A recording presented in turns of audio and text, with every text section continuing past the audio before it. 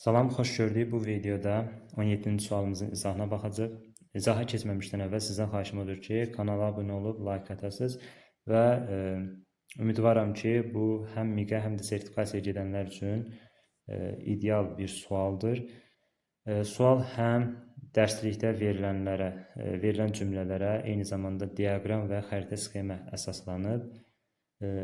Sualın izahına keçək. Anqola və Zimbabve təhsilə ayrılan xərclərə görə ABŞ-dan daha öndədir. Bu fikir doğrudur. İlk baxışdan Afrika ölkəsidir. Niyə üstün olsun? Amma xəritə sxemdə bu belə verilib.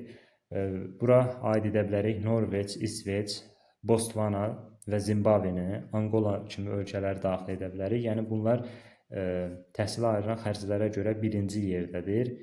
Bu fikir doğrudur. Yəni ABŞ-dan, Kanadadan, Avropa ölkələrinin çoxsundan üstündür. Bu fikir doğrudur. Qarşısına doğru yazıb götürürük.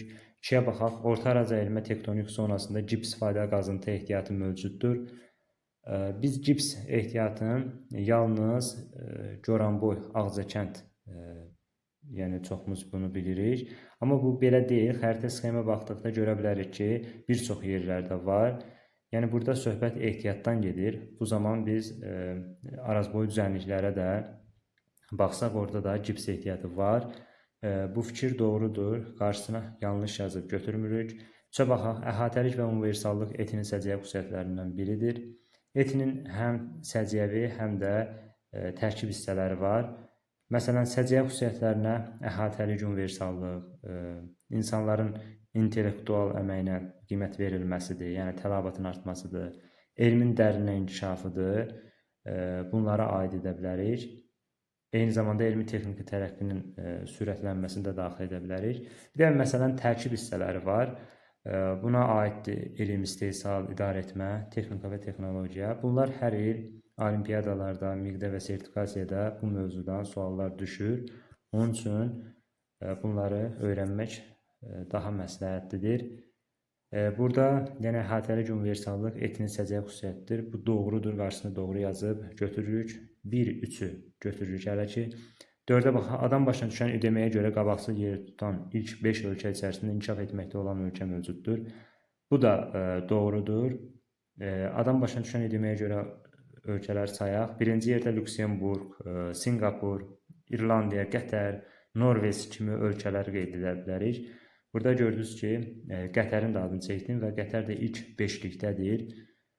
Bu fikir doğrudur. Qarşısına yanlış yazıb. Deməli, bunu götürmürük.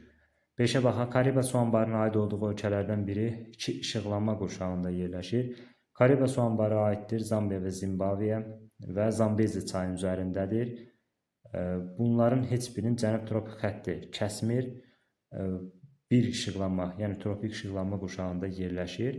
Amma Cabora Bassan soruşsa, bəli, Mozambikin ərazisindədir və 2 işıqlanma qurşağında götürə bilərdik. Amma bunları Zambiya və Zimbabve, yəni 2 işıqlanma qurşağında deyil. Bundan əlavə saya bilərik ki, oradakı biraz qarışıqdır, onları izah edim.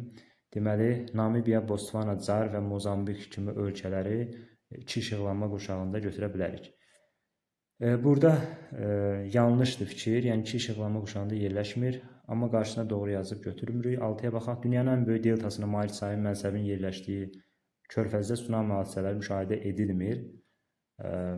Deməli, ən böyük deltaya malik olan çay Ganj-Brahmaputra'nın çaylarıdır və onun mənsəbi aiddir Benqal körfəzinə və Benqal körfəzində də tsunami hadisəsi müşahidə edilmir deyir.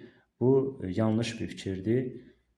Buna misal olaraq səhv etmirəmsə 2005-ci ildə Krakatau vulkanı püskürməsi nəticəsində tsunami hadisələri baş vermişdi və buradan da Benqal körfəzi sahili ölkələr ciddi zərər görmüşdür. Yəni müşahidə edilir.